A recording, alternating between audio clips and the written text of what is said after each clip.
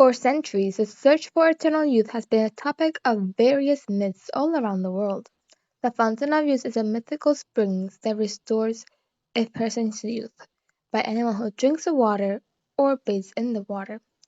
The most famous of this type of myths come from Juan Ponce de Leon and his search for the Fountain of Youth in the Caribbean.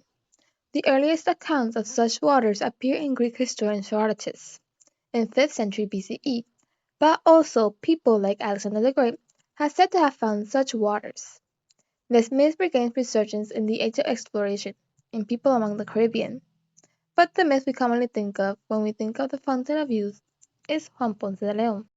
Other places that have mentioned the Fountain of Youth include places like Japan, in which stories of hot springs that could heal wounds and restore the youth were also common and still are till this day. Similar stories were prominent among the Caribbean people during the early 16th century, who spoke of restorative powers that the water in the mythical land of Bimi hold. Similar legends have been found in the Canary Islands, Polynesia, and England.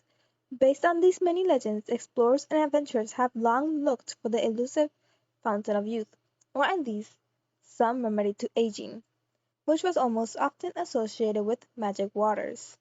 These waters were not necessarily a fountain, but might have been a river, a spring, or any other water source.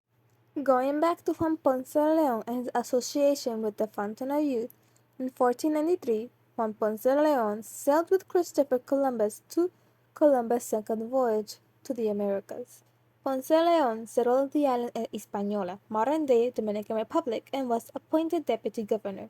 After 1505, when he helped crush a Taino rebellion, and was rewarded immensely with the ownership of a province in which he used to force indigenous labor for agriculture. Later in 1508 he received royal permission to colonize San Juan and Bautista, modern-day Puerto Rico, and managed to become the island's governor for 2 years.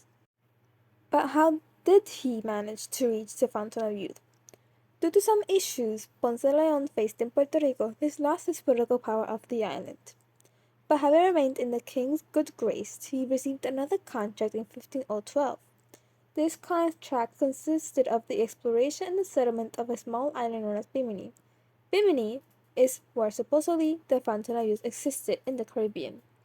Nowhere in this contract was it stated or mentioned the Fountain of Youth, but in the contract it did mention subjugating the Indians and trying to find gold. Even though this myth was common all around the Taino natives, it must have reached the explorer at a certain point in time. The Fountain of Youth was never brought up between the two in their correspondence between the king and Ponce de Leon. Ponce de Leon once again set sail in March 1503 with 3 ships. According to early historians, he anchored off the eastern coast of Florida on April 2nd and came ashore days later, choosing the name La Florida in part because it was Easter season in Pascua in Florida in Spanish. Ponce de Leon then journeyed down through the Florida's Keys and up the western coast, where he skirmished with the natives, before he began a roundabout journey back to Puerto Rico. Along the way, he discovered the Gulf Stream, which provided the fastest route sailing back to Europe.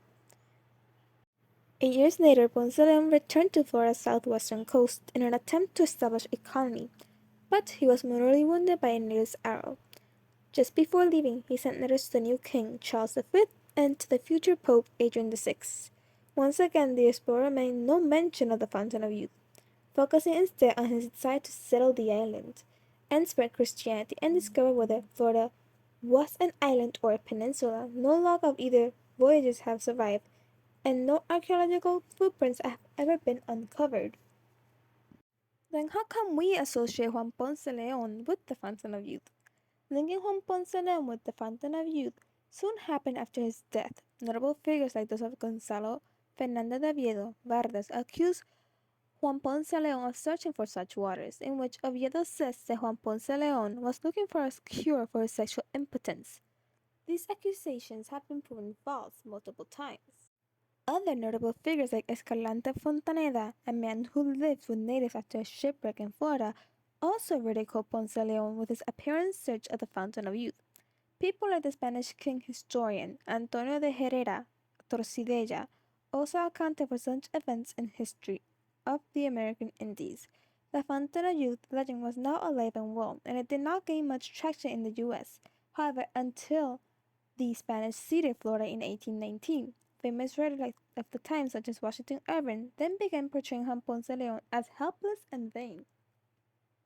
Although the story of Juan Ponce de Leon and his search for the Fountain of Youth is false, it has managed to turn itself into a urban legend of today's society. And this story shows also the mythicality that Americas were associated with at a certain point in history.